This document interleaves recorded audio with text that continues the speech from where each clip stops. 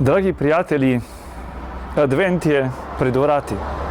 Tretja adventna nedelja nas vabi, vodi k še bolj konkretnemu praznovanju Kristusovega rojstva.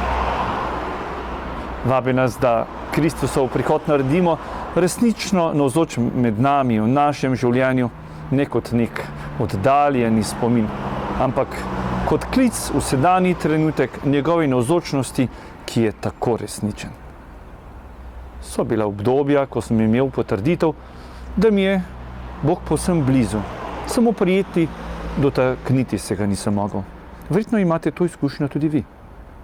Spet drugič so se pojavili namigi, doživljanja, notranja vprašanja, če je Gospod name pozabil.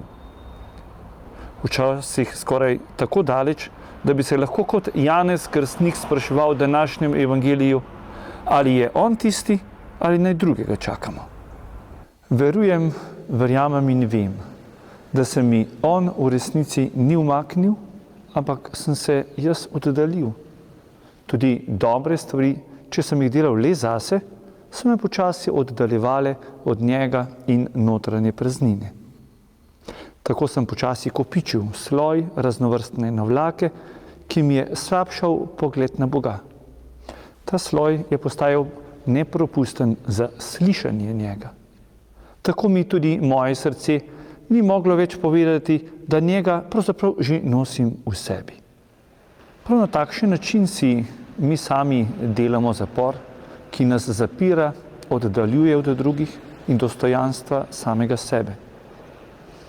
Počasi postanemo samozadostni, bolj togi, z manj časa za druge, preprosto bi lahko rekel, da s tem tudi bolj star. Okoli mene pa polno ljudi, ki svojih osebnih zaporov hrepenijo po Bogu in si želijo odrešujoče bližine in nasmeha, ki ga novorojeni prinaša.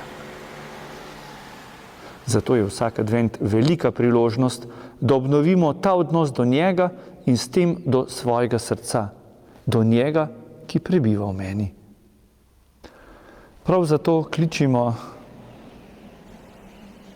s pevom iz božične devetdnevnice: predri nebesa in pridi, predri, Gospod, ta sloj navlake, da se bodo gore, te gmote v meni stopile. Pomagaj mi svojo milostjo predreti to oviro grešnega, da bo spet Jezus in jaz v mojem srcu zares doma.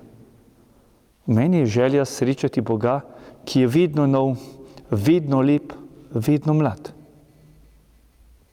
Lahko se povprašam, in kaj naj naredim za to? Odgovor je preprost, presenetljiv. Nič. Bog je že vse naredil. Bog te je že našel. Preprosto se mu odpri. Vas lepo povabim, bodimo adventni spevologi, saj veste, jamarji. V tišini in molitvi se spustimo vse tja do srca.